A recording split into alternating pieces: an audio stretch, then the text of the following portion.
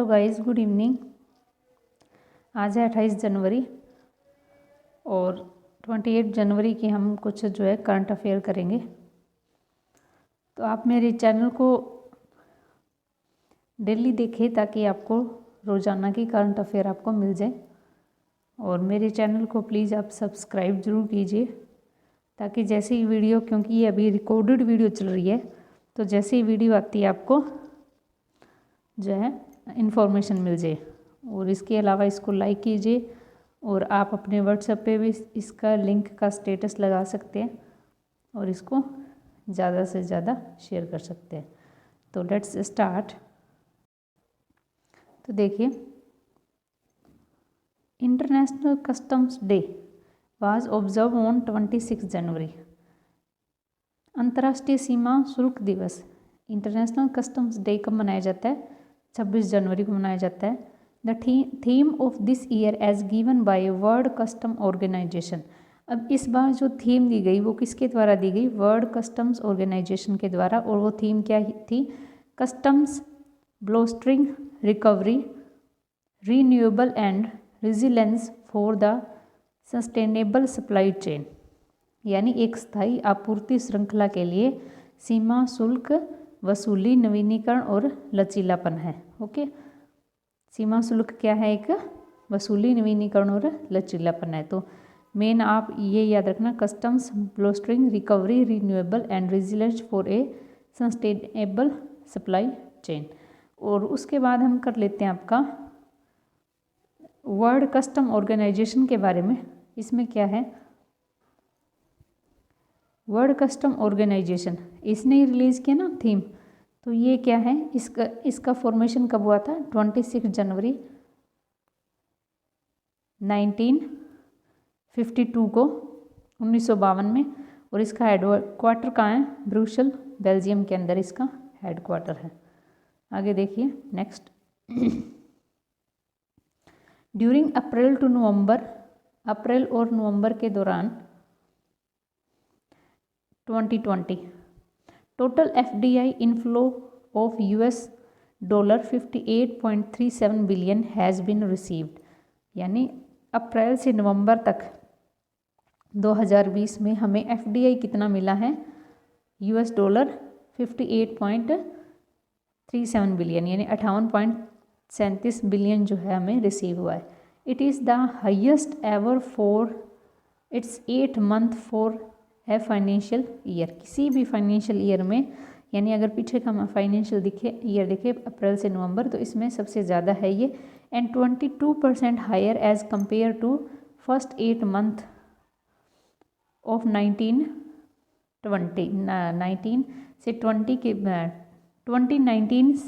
के बीच में जो है ये कितना हायर है? उससे ज़्यादा 22% ज़्यादा है। और पीछे कितना था? ये 47.67 मिलियन था और इस बार ये 58.37 बिलियन हो गया, यानी 22% की इसमें ग्रोथ हुई है।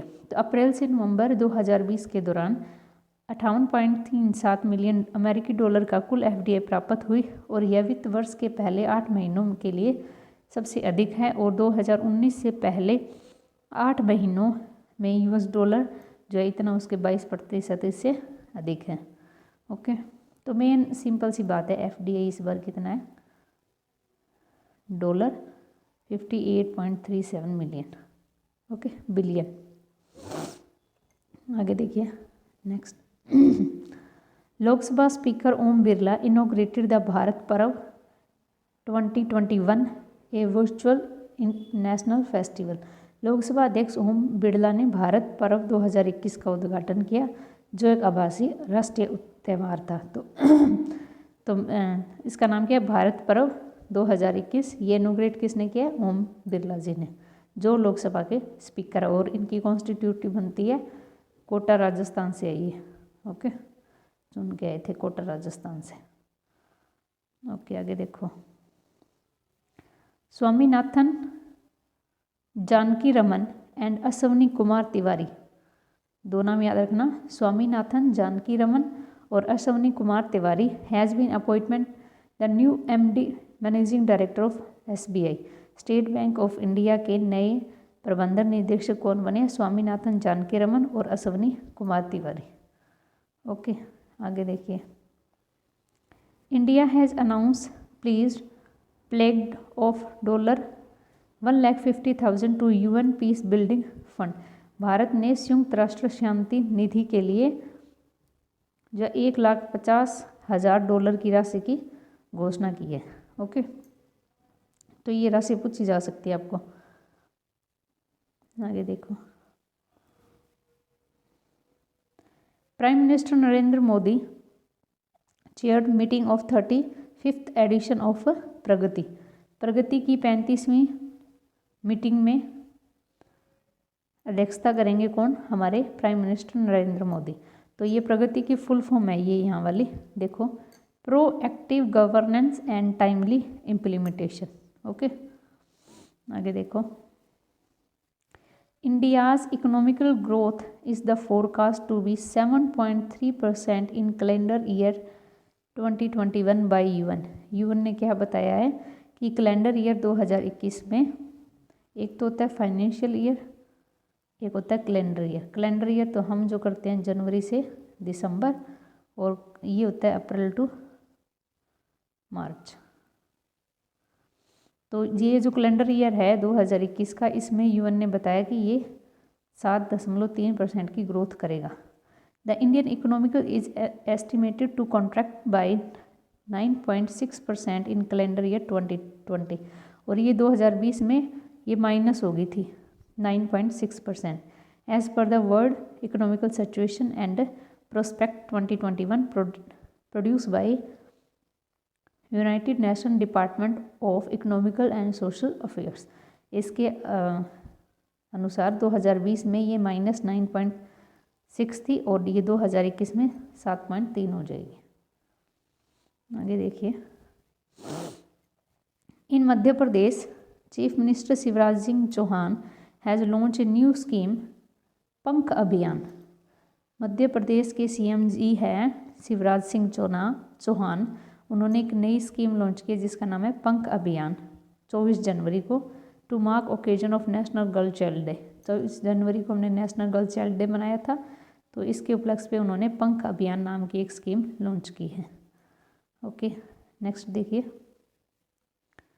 India's rank 7th in global climate risk index 2021 of German watch. German watch ने एक इंडेक्स जारी किया है, global climate risk index, global climate risk index, और इसमें इंडिया की रैंक क्या है? 7th। इसमें फर्स्ट पे कौन है? टॉप कंट्री कौन है? Mozambique, Zimbabwe and Bahamas were the top 3 most affected country 2019। 2019 में जो सबसे ज़्यादा इफेक्ट हुई थी कंट्री, ये जो 3 कंट्री हैं, और इसमें इंडिया का स्थान 7वां है। द इनकुम्बेंट, ये होता है वर्तमान में जो है, president of Portugal Marcelo Rebelo de Sousa, Marcelo Rebelo de Sousa has won the second 5-year term after winning 2021 Portugal president election with the landslide victory. यानी दूसरी बार ये प्रेसिडेंट बने हैं, पहले भी यही थे और इस बार भी ये बने हैं। तो पुर्तगाल के प्रेसिडेंट कौन हैं? Marcelo Rebelo de Sousa. आगे देखिए। अब कुछ स्कीम है आपकी उड़ीसा की, देखिए आपको कराती हूँ।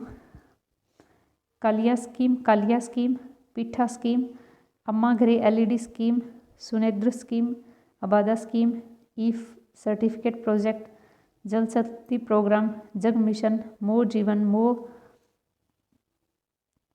प्रतिभा, मोर सरकार, मोर परिवार, मोर कॉलेज प्रोग्राम, और इसके अलावा है Garima scheme, Sabuja Orissa, Balaram scheme, blues, e Pravesh, e Bhavan, e Atithi blues, eco retreat programme, radio Pathshala कार्यक्रम, स्लम अपग्रेडेशन प्रोग्राम, यानी झुग्गी जो होती है उनको मतलब अपग्रेडेशन करने के लिए, Sujal drink for tap mission और मो विद्युत। तो ये सारी जो स्कीम है वो उड़ीसा की है, जिनको आपको माइंड में रखना है। ये इतनी होगी और उसके बाद ये नेक्स्ट।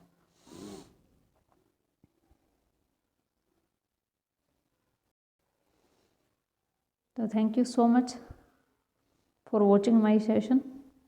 और जो डेली मेरा सेशन देखते हैं उसके लिए थैंक यू सो मच। और आप कमेंट बॉक्स में भी कुछ लिख सकते हैं अगर आपका कोई सजेशन हो तो। Okay, thank you so much, bye bye.